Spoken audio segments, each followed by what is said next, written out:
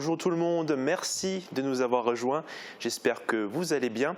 Au programme aujourd'hui, nous parlerons de la conférence de presse du préfet de la Moselle hier soir, des travaux de rénovation au gymnase Jean Jaurès ou encore du projet Moselle Jeunesse. Mais avant de commencer, je vous laisse découvrir l'actu en bref dans notre Flash Info du jour. Silsheim fait partie du territoire de la Casque mais se situe dans le Bas-Rhin. Le couvre-feu sera appliqué dans la commune à partir de ce vendredi 23 octobre à minuit pour une durée de 6 semaines. Au-delà de Silsheim, de nombreuses personnes de notre secteur travaillant dans le Bas-Rhin seront concernées par la mesure. Des dérogations seront possibles à condition de remplir une attestation de déplacement dérogatoire. Fermeture des bars et restaurants à 22 h tous les jours à partir de ce samedi 24 octobre dans les 44 communes de Metz Métropole. Le préfet de la Moselle a également annoncé ce jeudi soir la fermeture des buvettes dans les établissements sportifs et le port du masque obligatoire dans les cimetières le 31 octobre et le 1er novembre pour tout le département. Des ateliers sont proposés à Sarreguemines dans le cadre du projet Moselle Jeunesse pour la Toussaint. Au quartier Beau Soleil, les jeunes ont pu participer à des ateliers culturels et artistiques intitulés Aux Arts Citoyens. Ils ont pu apprendre des techniques de dessin et l'art du graphe. Les gendarmes de la brigade territoriale de Sarreguemines passent environ 70% de leur temps sur le terrain. Les 22 militaires de la brigade effectuent des contrôles réguliers, mais aussi des constats d'infraction, de la surveillance, de la protection ou encore de l'accueil. Ils essayent de maintenir le bien-être de l'arrondissement. Le Hitcherhof est une ferme située entre Richweiler-Mühlbach, Maßweiler et Thalachweiler en Allemagne. On y cultive 50 variétés de citrouilles sur 3 hectares. Elles sont comestibles ou ornementales, mais toutes sont vendues dans le magasin de la ferme. 110 patients sont actuellement hospitalisés pour Covid en Moselle, contre 45 fin septembre. Face à cette évolution, le préfet de la Moselle, Laurent Touvet, a confirmé plusieurs mesures contre la circulation de la Covid-19, notamment une concernant la restauration. Hier soir, il a tenu une conférence de presse. Alors je me concentre sur les lieux où le virus se diffuse le plus facilement. Et il se diffuse le plus facilement là où des personnes venues d'horizons différents se rencontrent sans porter le masque. C'est pourquoi, après concertation avec la profession de l'hôtellerie, de la restauration, après concertation avec les élus, les maires des principales villes du département, les parlementaires, j'ai décidé en effet de fermer les bars et les restaurants sur le territoire de Metz Métropole tous les jours à partir de 22 h. Des équipements sportifs à la hauteur des attentes des associations. La Casque a engagé d'importants travaux de rénovation de ces gymnases. Après les travaux de mise en conformité ou d'agrandissement effectués au gymnase Henri Nominé, Kiefer et Himmelsberg, c'est au tour du Jean Jaurès de faire peau neuve. Visite de chantier au gymnase Jean Jaurès. Il s'agit d'un des 5 gymnases qui relèvent des compétences de la communauté d'agglomération Sarreguemines-Confluence. Débutés en juillet, les travaux s'achèveront d'ici le mois de juin 2021. Ces travaux sont importants puisqu'il s'agit d'une restructuration complète de l'espace pour répondre à plusieurs objectifs. Alors ce qu'on a imaginé en fait c'était d'abord un projet qui réponde aux attentes du maître d'ouvrage, à savoir refaire complètement l'ensemble des vestiaires pour proposer 4 vestiaires aux normes actuelles. Dans un premier temps, donc c'est ce qui va se passer entre les 2 salles principales. Et dans un second temps, c'était de proposer une entrée pour le public, donc côté sud vers le parking, et un ensemble de rangements pour les associations. À l'intérieur aussi, il y aura du changement, nouveaux revêtements, nouvel éclairage LED et une tribune rétractable. L'idée est que cet espace puisse s'adapter à tous les publics qui le fréquentent, scolaires, sportifs ou événements. Le coût de cette restructuration est d'un peu plus de 920 000 € et comme on ne peut pas priver les scolaires de cette infrastructure pendant une trop longue période, malgré les travaux, le gymnase reste accessible. Donc bien sûr on a installé des bungalows pour les scolaires, des bungalows pour qu'ils puissent se changer, avec un accès aussi PMR pour les handicapés et une salle de prof. Un accès aussi a été dédié du Jean Jaurès pour venir ici en toute sécurité. Et donc les travaux bruyants ne se font pas pendant les heures scolaires. Répondre aux besoins scolaires et associatifs, c'est l'objectif de ces gros travaux. Et la communauté d'agglomération n'en restera pas là. Un nouveau complexe sportif est en projet sur l'ancien quartier Gentil. Un projet qui n'a pas encore de nom, mais qui avance. Le permis de construire a été déposé, l'accord de mise en conformité.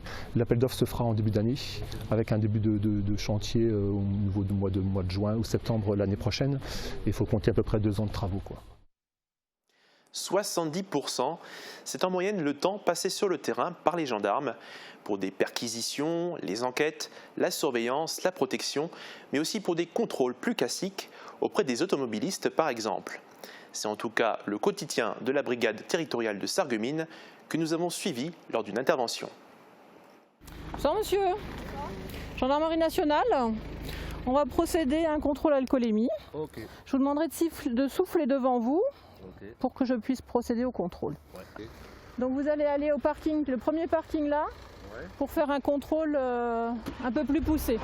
Ça ne s'arrête pas. Les voitures défilent toute la soirée pour être contrôlées par les gendarmes de la brigade territoriale de Sarreguemines. L'objectif, effectuer des contrôles classiques, mais aussi s'intéresser de plus près aux utilitaires. Le but était de contrôler les flux de métaux tels le cuivre ou d'objets contrefaits. Un point de contrôle important parmi d'autres sur tout le Grand Est, issu d'une directive de l'Office central de la lutte contre la délinquance itinérante. Alors ils sont importants pour lutter contre les vols, contre le recel, donc contre tous les flux qui vont transporter ces objets qui sont volés à divers endroits du territoire et qui sont amenés à d'autres endroits pour trouver des receleurs. Des contrôles réguliers qui s'ajoutent aux innombrables missions de la brigade, accueil, constat des infractions, surveillance, protection. Bref, la brigade composée de 22 militaires est un vrai couteau suisse de la gendarmerie. Et en fonction des événements, des renforts peuvent être appelés. Alors nous avons eu des renforts surtout en nombre, puisque c'est l'escadron de gendarmerie mobile de Sarreguemines qui est venu nous renforcer avec le PSIC de Sarreguemines. Pour tenir un tel poste, en fait, il faut de l'effectif. La brigade en fait n'est pas dimensionnée pour tenir de tels postes, donc nous faisons appel à des renforts ponctuels. Le tout sous le contrôle du lieutenant fraîchement arrivé, avec 22 ans d'expérience et spécialisé dans les délinquances financières. Pour ma part ici, on va essayer de maintenir le bien-être qu'on a sur le secteur, une délinquance qui est relativement faible par rapport à ce qu'on peut constater sur d'autres territoires, et après orienter surtout sur les conduites addictives, l'alcoolémie, les stupéfiants, la délinquance en général, les appropriations en biens, lutter contre les cambriolages. Et cela passe essentiellement par du travail de terrain. Actuellement, ces gendarmes sont 70% du temps en intervention extérieure. Et lors de cette opération, les gendarmes ont comptabilisé une récidive de défaut de permis, des défauts de contrôle technique, 2 tests d'alcoolémie positifs et un autre aux stupéfiants. Les fortes chaleurs ont laissé des séquelles dans nos forêts. Du côté de Pays de Bitche, plusieurs peuplements de hêtres subissent les étés chauds et secs. Leur dépérissement pose plusieurs problèmes pour l'ONF, qui est obligé de se réorganiser pour la récolte du bois. Explication. 3 étés de sécheresse d'affilée qui n'ont pas plu aux hêtres du Pays de Bitche. Sur les 15 000 hectares des forêts de l'Est, plusieurs groupements d'arbres ont donné des signes d'alerte. Comme ici, derrière la commune de Lemberg. De l'écorce qui se détache, des coulures noires, les hautes branches qui meurent, le fonctionnement de l'arbre est affecté par les températures. Une situation sanitaire instable qui pose d'autres problématiques, notamment pour les propriétaires de certaines parcelles qui revendent ce bois. La survie des arbres, elle n'est pas vraiment en danger. Par contre, sur des bois qui ont de la valeur, des gros bois de hêtre, des bois qui font plus de 50 cm de diamètre, là, de qualité de sciage, de belle qualité sciage, on risque d'avoir une dégradation de la valeur et donc une perte économique pour le propriétaire. Une perte qui peut atteindre les 50%. À défaut d'être un bois de sciage, il peut devenir un bois de chauffage. Cela oblige l'ONF à revoir l'organisation des récoltes et à travailler dans l'urgence. Un premier marquage a été établi au printemps. Au vu de la santé des hêtres, un second a été effectué fin août. La priorité des récoltes est donc inversée. Donc là, le choix, ça a été de dire on récolte l'arbre qui a de la valeur et qui risque de la perdre. Et par contre, on va conserver l'autre, notamment pour qu'il survive le plus longtemps possible et qu'il accompagne l'ambiance forestière pour l'installation de la régénération. Et cette régénération est primordiale. Plusieurs semis ont été plantés dans la zone pour les futures générations, mais les changements climatiques sont imprévisibles. Nul ne sait ce qu'il va advenir de ces jeunes êtres. Le projet Moselle Jeunesse de la Toussaint est lancé. Il est piloté par la ville de Sarreguemines et est coordonné par le service jeunesse et vie associative pour la 3e année consécutive. Il a commencé le 19 octobre et se déroule jusqu'au 29 octobre. Cette semaine, c'était entre autres une semaine d'activités à la maison de quartier Beau Soleil. Les jeunes ont pu participer à des ateliers culturels et artistiques. Je vais vous montrer 2 ou 3 manières de faire. Ils sont venus pour les jeunes. Jérémy Madeleine et Jordan Patnotte sont 2 intervenants venus participer à cette semaine d'ateliers intitulée « Aux arts citoyens ». Jérémy apprend à ses élèves quelques techniques de dessin et Jordan enseigne à ses 2 participantes l'art du graphe. Depuis tout petit, il peint. Il transmet maintenant ses connaissances de sa passion. J'ai eu envie de donner des ateliers de graffiti pour que les gamins découvrent l'activité et un peu pour redorer un peu l'activité, parce que le graffiti c'est toujours vu comme du vandalisme ou d'autres choses comme ça, mais là du coup de le faire dans un centre social et d'intervenir avec des jeunes, c'est vraiment super, quoi. Ces 2 ateliers ont été proposés parmi d'autres durant la semaine à la maison quartier Beau Soleil. En pleine période de vacances, les jeunes de 11 à 17 ans ont pu faire du théâtre, s'initier à la vidéo, pratiquer de la danse ou encore se plonger dans un enregistrement de musique. Plusieurs acteurs du monde associatif et culturel se sont mobilisés pour proposer ces activités artistiques. Objectif, emmener au sein des quartiers et rendre accessibles ces arts, surtout aux jeunes isolés en difficulté. Cela permet de renforcer les liens. On avait aussi cette peur qu'il y ait un fossé qui se crée encore un peu plus avec les jeunes, parce que c'est vrai qu'au jour d'aujourd'hui, on ne sait plus trop comment avancer par rapport à cette question sanitaire. Malgré tout, on essaye avec nos moyens, on essaye d'innover, d'être créatif pour que l'écart ne se creuse pas encore plus. Il faut qu'on s'adapte, bien entendu, mais qu'on montre aux jeunes que nous, déjà, on est encore présents, on est présents et qu'on a envie de faire pour eux, mais aussi de faire avec eux. Et les jeunes ont participé à l'organisation de cette semaine. Un comité de 8 jeunes a coopéré avec le centre socio-culturel. La clôture se fera aujourd'hui à 17h30 par un spectacle à la maison quartier Beau Soleil. Le décor qui aura été créé par Jordan et ses apprentis fera partie de la représentation. Et pour la semaine prochaine, l'escape game d'Halloween sera organisé sur le site de l'ancienne école des Vergers à Sarreguemines. Il sera proposé gratuitement à 100 jeunes de la ville et se déroulera le jeudi 29 octobre à 18h. Pour les réservations, il faudra vous adresser au service jeunesse. C'est l'heure des prévisions météo. On se retrouvera ensuite après la pub. À tout de suite. La météo vous est présentée par le Crédit Mutuel. Une banque qui appartient à ses clients, ça change tout. Couverture et zinguerie, une toiture Moder Habitat apporte sécurité, protection et pérennité par tous les temps.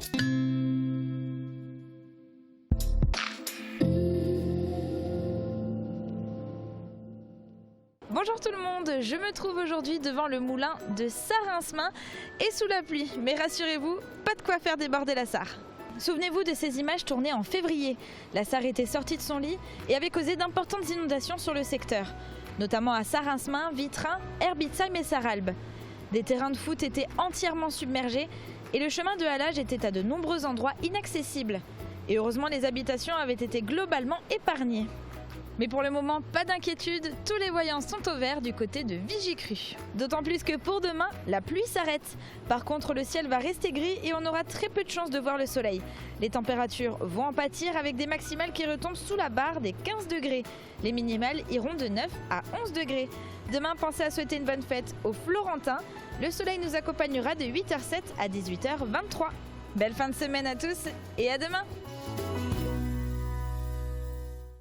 Merci d'avoir suivi la météo avec le Crédit Mutuel. Une banque qui appartient à ses clients, ça change tout.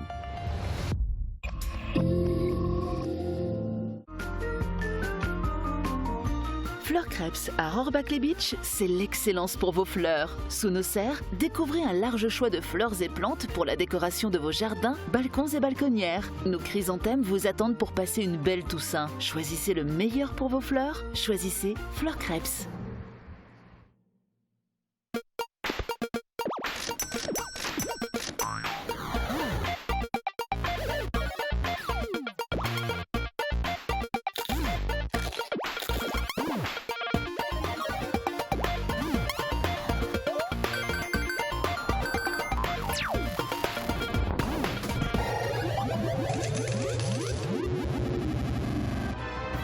Boyard, pour la première fois en France. Animation 100% gratuite. Toute l'équipe d'AVS Santé se mobilise pour lutter contre le cancer du sein.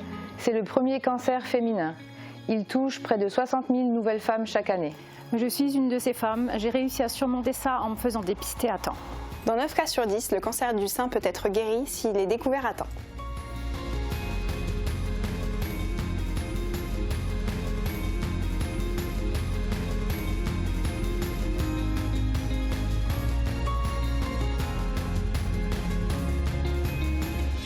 AVS Santé, notre métier, vous accompagner.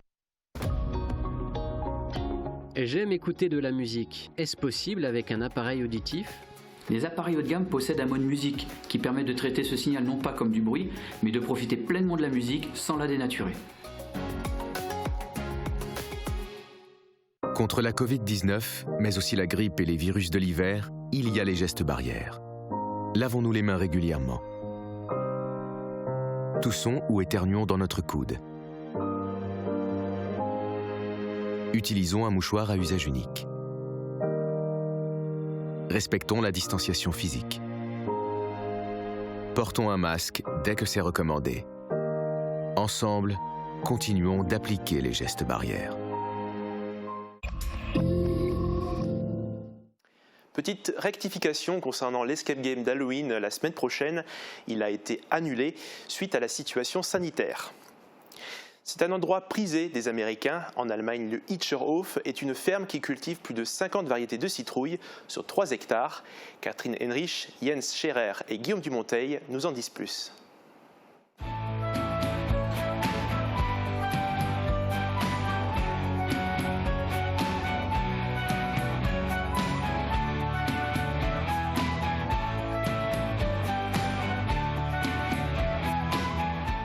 Le Hitscherhof, situé entre Riesweiler-Mühlbach, Maasweiler et Thalachweiler, a été construit il y a 700 ans sur une colline de la vallée du Schwarzbach. Mais sa véritable vocation est née ici, il y a une trentaine d'années.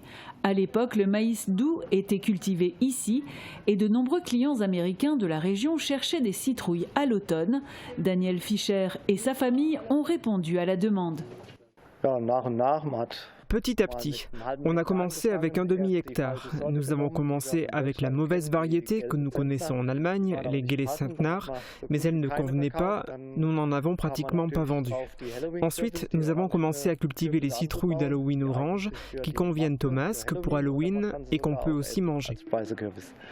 Le champ de culture de la citrouille est désormais de 3 hectares. Toutes les citrouilles que vous voyez sur le Hitscherhof proviennent de la ferme. Il existe plus de 50 variétés au total, des citrouilles comestibles aux ornementales, toutes vendues dans le magasin à la ferme.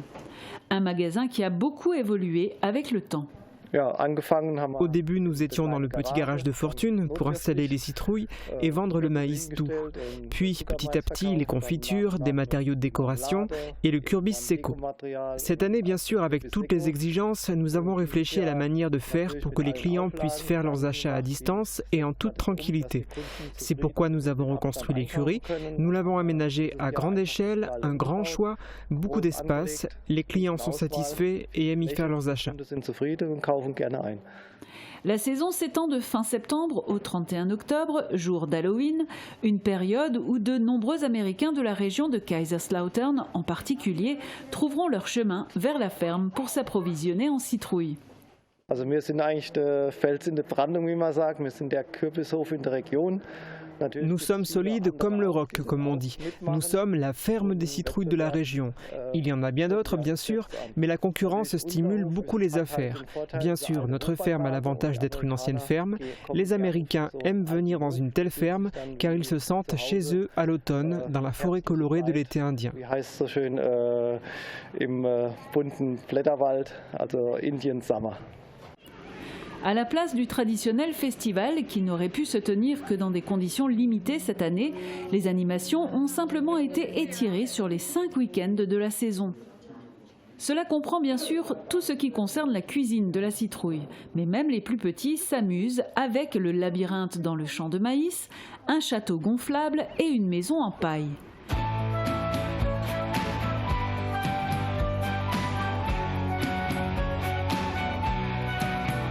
Les citrouilles poussent bien presque toute l'année. Néanmoins, la famille Fischer espère que même après une année aussi sèche que 2020, l'approvisionnement en citrouilles sera suffisant pour assurer la saison d'Halloween. Si vous avez raté les temps forts de la semaine, on y revient pour vous en images. Voici le ZAPME.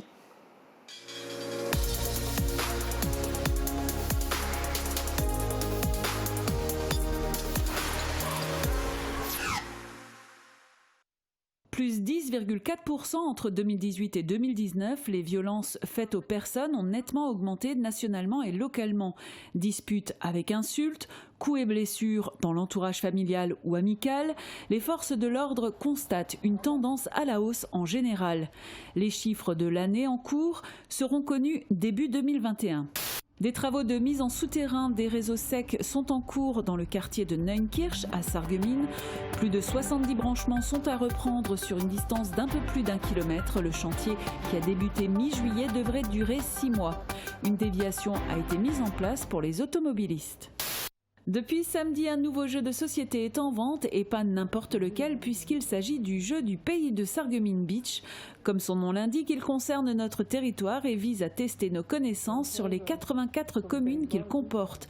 Vous pouvez le retrouver dans une vingtaine de points de vente au prix public conseillé de 29,90 € et 10 € de plus pour la version de luxe. L'AS Mouterhouse a reçu l'ASC Biesheim pour le 5e tour de la Coupe de France de football ce week-end. Biesheim l'a emporté avec 3-0, mais Mouterhouse, qui évolue 5 divisions plus bas, n'a pas démérité. Les joueurs ont opposé une belle résistance et sont repartis sous les applaudissements. 2 jours après l'attentat qui a coûté la vie à Samuel Paty, 1200 personnes se sont réunies ce dimanche place d'Armes à Metz pour rendre un hommage au professeur décapité pour avoir montré des caricatures de Mahomet à ses élèves durant un cours sur la liberté d'expression. Les citoyens et les enseignants appellent à plus de fermeté et de fraternité. La nouvelle campagne de vaccination contre la grippe est lancée. Les pharmaciens ont prévu d'augmenter les stocks pour lutter contre une pénurie redoutée par certains. Les personnes à risque sont invitées à se faire vacciner pour faire barrière à une nouvelle épidémie. La Banque de France déménage et il n'y aura plus que 2 bureaux, mais l'accueil du public est maintenu du lundi au vendredi à Sarreguemines. La ville met à disposition des locaux, toujours rue Poincaré, mais au 17A. La convention a été signée par le maire et le directeur départemental de la Banque de France. Une campagne de dépistage massif de Covid-19 a été menée vendredi dernier à l'EHPAD de Sarralbe. 28 cas positifs, dont 22 asymptomatiques, ont été détectés chez les 85 résidents de l'établissement. Les activités et les visites des familles sont suspendues. Lors de la première vague, la structure n'avait connu que 6 cas positifs. Strasbourg renonce à son marché de Noël. En raison des conditions sanitaires, la maire de la ville, Jeanne Barzéguian, vient de l'annoncer ce matin en conférence de presse. Il y aura bien un sapin place Kléber, mais aucun chalet dans la ville. Des animations ambulantes sont toutefois prévues. Un coup dur pour la ville dont le marché de Noël est d'habitude le plus visité de France par plus de 2 millions de personnes. C'est un protocole quasi identique à celui des grands. Ce samedi 17 octobre, 35 jeunes de CM1 et CM2, issus des 7 établissements scolaires de la ville, ont pris leurs fonctions d'élus suite à une campagne menée dans les classes. Entouré de ses adjoints, le maire a remis aux nouveaux membres du conseil municipal jeune, élus pour 2 années, une sacoche du parfait petit citoyen avec une charte, un guide, un pins ou encore une carte d'élu. C'est un soulagement pour Emelia qui mène depuis 6 ans un combat en mémoire de son père, Charles André, mineur gréviste dans le Nord-Pas-de-Calais entre 1948 et 1952. Elle va pouvoir percevoir une indemnisation de 5 000 € au même titre que son frère et sa sœur. Pour eux, c'est une page qui se tourne, même si le combat n'est pas encore fini. Le groupe Filieris propose aux patients de ces 8 centres de santé est-mosellan la vaccination antigrippale. Elle est réalisée au fil des consultations habituelles ou lors de permanences dédiées et s'étendra jusqu'à janvier 2021. On se croirait presque en Charente-Maritime au sein du célèbre fort de l'émission télé Fort Boyard. Et pourtant, c'est bien dans les allées du centre commercial Best que la société d'animation Propulse Conseil a installé l'aventure. Après des négociations auprès de la société de production de l'émission, l'équipe obtient la licence Fort Boyard et travaille de longs mois sur la conception des décors pour ce format d'animation plus vrai que nature. Quelques explications et les élèves se mettent en chemin à la recherche de détritus. Parmi les déchets du bord de route, beaucoup de masques jetables, mais en raison du risque d'infection, les collégiens ont la consigne de ne pas y toucher. Ils se consacrent au reste, bouteilles en plastique, canettes et autres déchets. C'était une promesse de campagne, voici les cahiers de doléances revisités. Quelques personnes viennent une fois par mois faire des retours au maire sur des problèmes du quotidien, le tout dans une démarche de démocratie participative. Des réunions comme celle-ci, il y en a 7 par mois dans les différents quartiers de Forbach. Le collectif Sainte-Barbe de Forbach et environ ne se réunira pas cette année pour honorer sa sainte patronne fin novembre. La Covid-19 aura eu raison de cet événement qui rassemblait chaque année anciens mineurs, sapeurs-pompiers et associations patriotiques. Depuis quelques années, les porte-drapeaux de France font participer des enfants des écoles primaires du secteur à la cérémonie pour que cette tradition ne soit pas oubliée des générations futures. Mais pas de messe solennelle devant le monument aux morts cette année, c'est dans l'enceinte du centre Éric Tabarly que s'est intégralement déroulée la cérémonie. Autre atelier de sensibilisation pour toute la famille, cette fois autour d'un sujet plus que jamais d'actualité, les écrans. Valérie Sterseski, puéricultrice, est intervenue pour faire prendre conscience aux familles de leur utilisation des nouvelles technologies.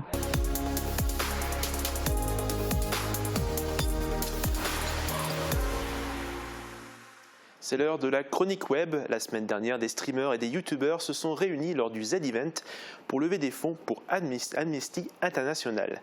Sandrine va vous en dire plus.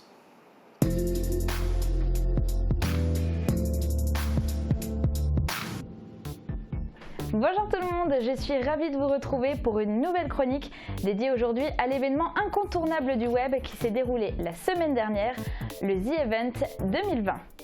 J'ai rien compris. Non, ou alors c'est moi. Non, moi non plus, j'ai rien compris. Non, mais... Pas de panique, je vais vous expliquer ce que c'est. Le Z-Event est un événement caritatif créé par les youtubeurs Dash et Zerator.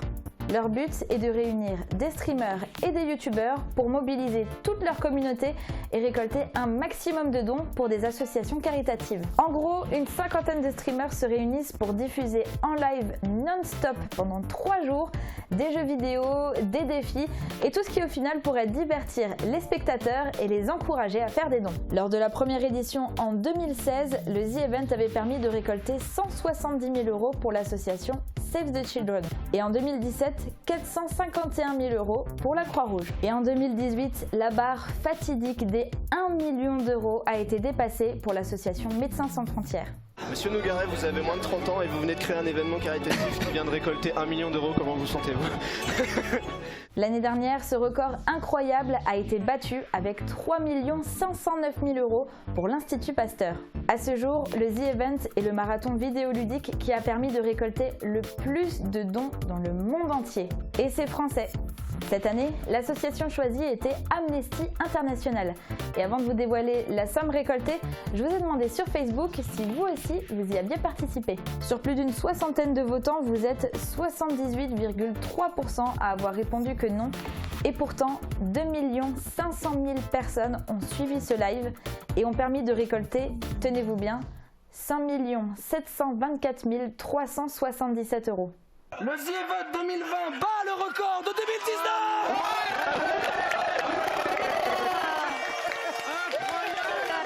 Un énorme bravo à tous ces streamers et à tous ces donateurs qui ont permis de récolter cette somme incroyable. En tout cas, de mon côté, j'espère que j'ai réussi à piquer votre curiosité et pourquoi pas à vous inviter à participer au Z-Event de l'année prochaine. Affaire à suivre. Et n'oubliez pas, l'info continue en non-stop sur Mosaïque Cristal. Prenez soin de vous.